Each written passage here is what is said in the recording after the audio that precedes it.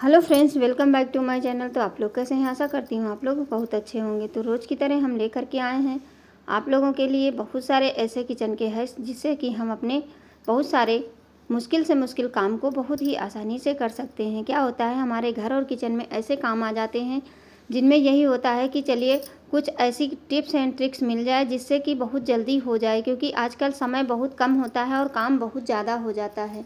तो चलिए हम देर ना करते हुए आप लोगों के लिए लेकर के आए हैं बहुत ही यूज़फुल टिप्स है।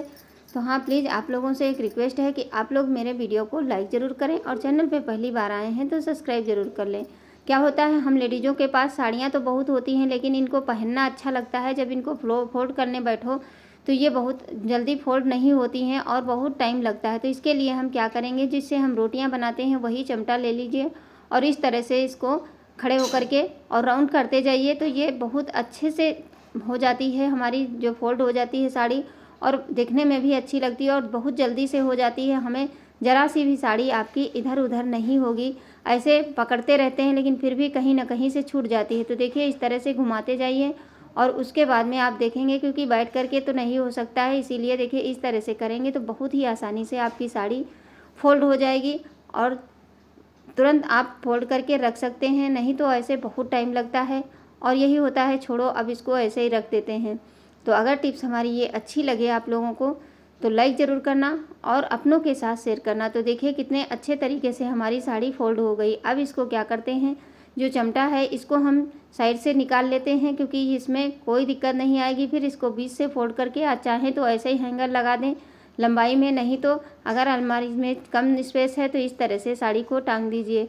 तो है ना कमाल का आइडिया, आप लोगों को ज़रूर पसंद आएगा। अगली टिप्स हमारी है कि किस तरह से है इस प्याज को लेकर के, कि प्याज काटना बहुत ही कठिन होता है। ये तो बिना रोए रुला देता है, इसमें इतनी झार होती है। तो इसको जब काटना, ढेर सारा काटना होता है तो बहुत ही प्रॉब्लम आती है। तो उसके लिए हम क्या करेंगे, अगर आपको बहुत ढेर सारा प्याज काटना है तो इस तरह से किसी पानी में रख दीजिए, बड़े बर्तन में। अगर ज़्यादा काटना, मैं आप लोगों को दिखाने के लिए सिर्फ 2 ओनियन को कट कर रही हूँ। तो इस तरह से क्या होगा, पानी में डालने से आप लोगों का काम बहुत ही आसान हो जाएगा। छिलका भी अच्छे से निकल जाता है और दूसरी बात है कि छिलका इधर उधर उड़ेगा नहीं और कचड़ा भी नहीं होगा। तो इस तरह से देखिए, और ये छीलने में भी आसानी हो जाएगी, क्योंकि जब भीग जाता है तो बहुत जल्दी से छिल जाता है।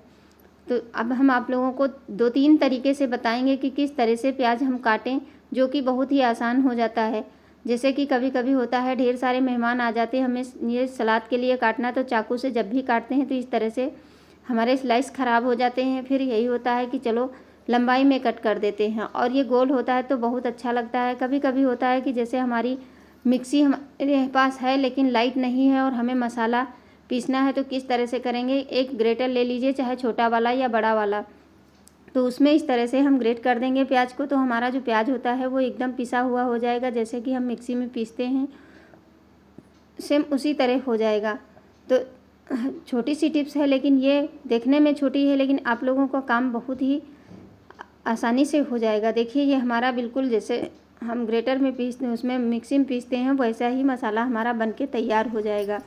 अब चलिए इसको हम जैसे स्लाइस काटते हैं तो देखिए कितना मोटा मोटा कट रहा है चाकू से, या तो पतला हो जाएगा कहीं से और या तो कहीं से मोटा हो जाएगा। तो उसके लिए हम क्या करेंगे, अगर ज़्यादा सा प्याज काटना है तो इस तरह से हम जिससे चिप्स काटते हैं उसी को ले लीजिए और इसको हम काटते चले जाएंगे तो बिल्कुल एक जैसा प्याज हमारा कट के तैयार होता है और इसमें बिल्कुल भी समय आपका नहीं लगने वाला है। चाहे ढेर सारा प्याज काटना हो और तब भी आप 1 मिनट में काट करके तैयार कर सकते हैं। तो देखिए ये एक साइज़ की हमारी स्लाइस कटी हैं, कोई ना मोटी है ना पतली है।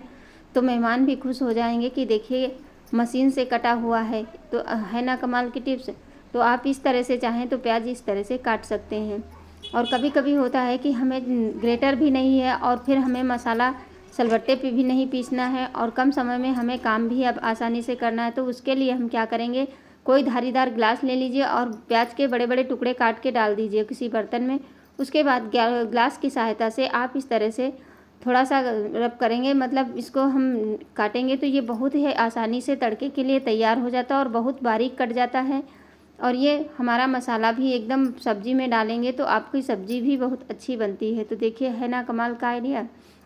उम्मीद करती हूँ आप लोगों को ये ज़रूर पसंद आएगा। अगली टिप्स हमारी बहुत ही यूज़फुल है।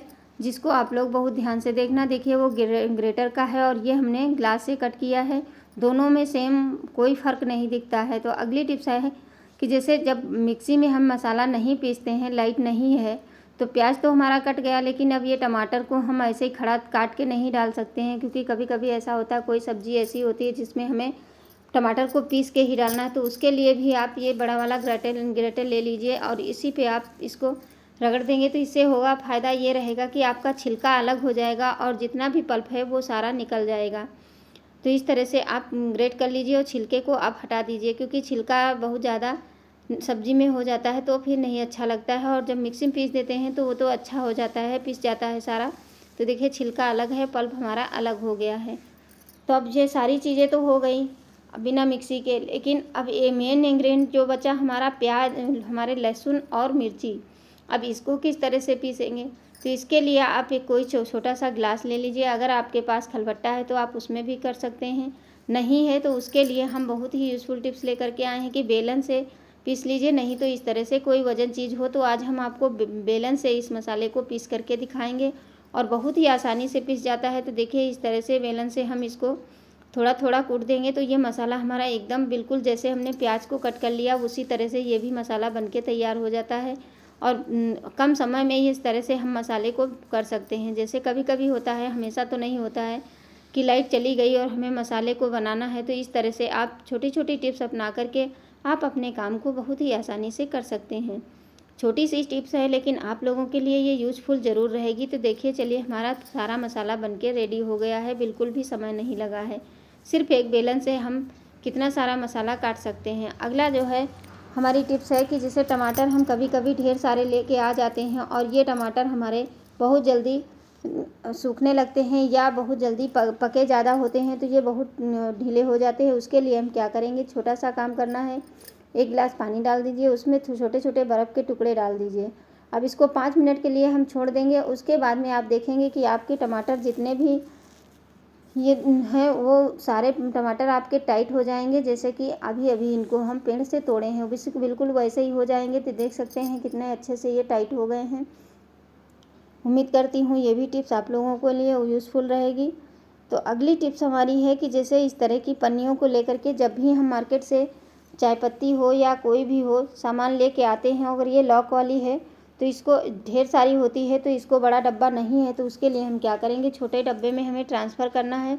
तो क्या गलती करते हैं, सबसे पहले इस पन्नी को हम पूरा कट कर देते हैं। तो पूरा ना कट करके इसको सिर्फ ऊपर से हल्का सा कट लगाना है, लगा करके उसके बाद में आप थोड़ा सा लॉक खोल लीजिए। पूरा लॉक खोलने की आवश्यकता नहीं, अब इसी से आप पूरा जितना निकालना है सामान उतना निकाल लीजिए। उसके बाद में अंगूठे से दबा करके इस लॉक को बंद कर दीजिए। तो आपका सामान भी सुरक्षित रहेगा और गिरेगा भी नहीं और आपका काम भी आसानी से हो जाएगा। मतलब यही है कि डब्बा नहीं है तो डब्बा ख़रीदने की आवश्यकता नहीं है, इस तरह से दबा करके इसको हम लॉक लगा देंगे। तो उम्मीद करती हूँ ये भी टिप्स आप लोगों को ज़रूर पसंद आएगी। पसंद आए तो प्लीज़ लाइक ज़रूर करना, आप लोग लाइक नहीं करते हैं। अब गर्मियाँ शुरू हो गई हैं तो गर्मियों में हम लस्सी तो सभी को पसंद होती है, लेकिन अब इसको बनाना सबसे बड़ा झंझट लगता है कि चीनी को घोलो या पाउडर बना के रखो या कुछ भी करो। तो उसके लिए हम बहुत ही अच्छी टिप्स लेकर के आए हैं कि कुछ नहीं करना है, सिर्फ चीनी को मिक्सी जार में डाल दीजिए, उसके ऊपर से दही डाल दीजिए। अब ये दही डाल देंगे और डालने के बाद में आप देखेंगे कि बिल्कुल 1 मिनट भी नहीं लगता है, बस हमारी लस्सी बनके रेडी हो जाती है। क्योंकि गर्मियों में लस्सी हम सभी पीते हैं। मिक्सी में डाल करके बस इसको एक बार घुमा देना है, उसके बाद में आपकी लस्सी बिल्कुल बनके तैयार हो जाएगी।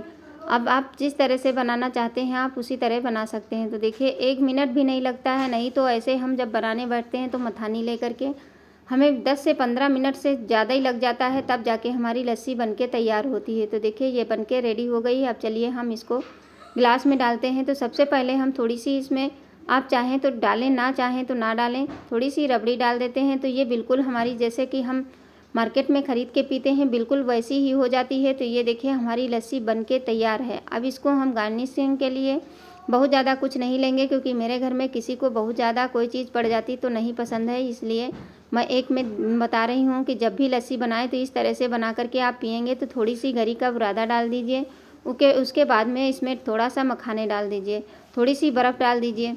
बर्फ़ बहुत ज़रूरी होता है, क्योंकि लस्सी में अगर बर्फ़ पड़ जाती है तो लस्सी का टेस्ट बहुत अच्छा हो जाता है। तो बाकी कोई नहीं पिएगा।